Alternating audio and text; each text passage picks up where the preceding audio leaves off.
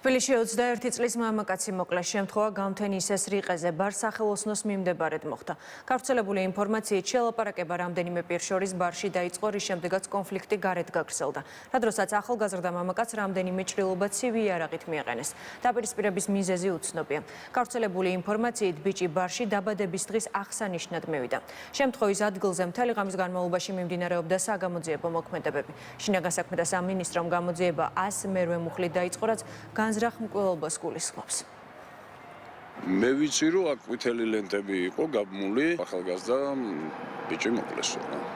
21 წლის. აი ვისთან რაღაც დაახლოებით აი იმ ტერიტორიაზე შუშის ხიდთან. რაღაც დაბადების დღესთან ასოცირდება, დაბადების დღე ქონდაო იქ რაღაცა და აი რაღაც ესეთი. ცუდი ისეთი ფორმით მითხრეს, რომ ეს ბავშვი მოუკლეათ, რომ ეგ გამეორებაც არ მინდა რა.